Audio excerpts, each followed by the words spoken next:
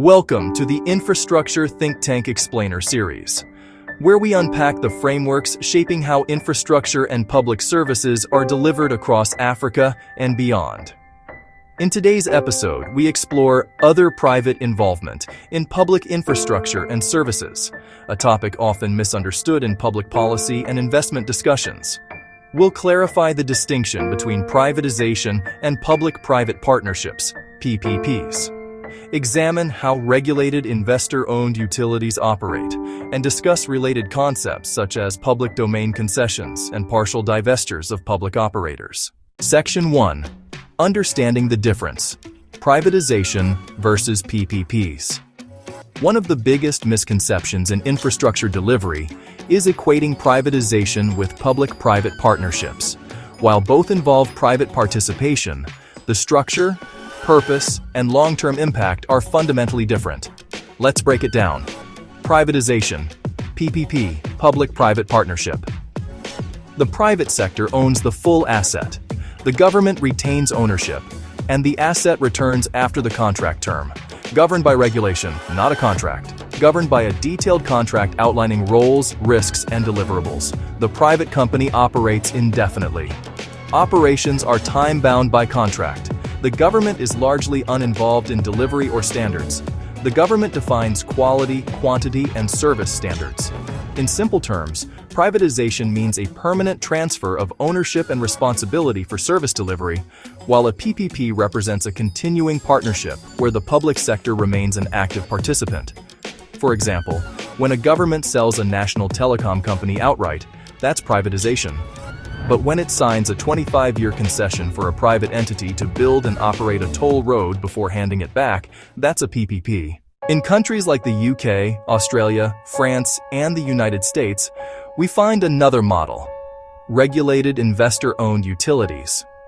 These are private entities operating in liberalized but regulated markets such as power generation, water supply, and telecommunications. Here's the key difference.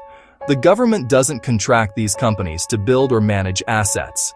Instead, it authorizes them to operate within a regulatory framework, setting tariffs, quality standards, and service coverage. This model allows private investors to own and expand networks at their own risk under government oversight.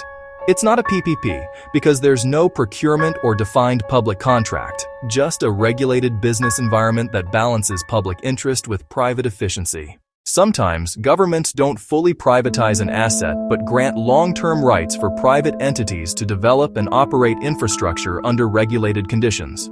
For instance, consider an independent power producer, IPP, building a wind farm. If the IPP develops it independently under general regulation, that's not a PPP. But if the government launches a tender with a guaranteed power purchase agreement, PPA, where the private partner is paid for output over a 20-year term, then it is a PPP. Similarly, some public domain concessions in ports or airports grant long-term land use rights, sometimes up to 99 years, to private developers who operate within strict regulatory frameworks. These revert to government ownership after the term expires. The key takeaway? Regulated authorizations and public domain concessions empower private investment in public interest infrastructure, without the contractual partnership typical of a PPP. A more subtle form of private involvement is when governments sell minority shares in state-owned enterprises, SOEs, to private investors. This is often done through initial public offerings, IPOs, creating partially privatized public operators. For example, when Spain partially privatized its airport operator INA in 2014, the government retained control, but private shareholders gained investment exposure. This model doesn't constitute a PPP because there's no contractual partnership and no transfer of service delivery responsibility. It's purely a financial participation mechanism. 1. Privatization permanently transfers ownership and responsibility to the private sector. 2. PPPs maintain a partnership model where government retains ownership and regulatory oversight. 3. Regulated investor-owned utilities operate under a legal framework, not a contract. 4. Public domain concessions grant limited use rights, often reverting to the state. 5. Partial divestures bring private capital into SOEs without changing operational control. Each model represents a different balance of control, risk, and accountability between the public and private sectors. Understanding these distinctions helps policymakers, investors, and citizens assess what private participation really means in public infrastructure. At the Infrastructure Think Tank, our goal is to simplify complex policy and investment structures that shape Africa's development landscape. Understanding how private capital interacts with public responsibility is key to building sustainable, accountable, and efficient infrastructure systems.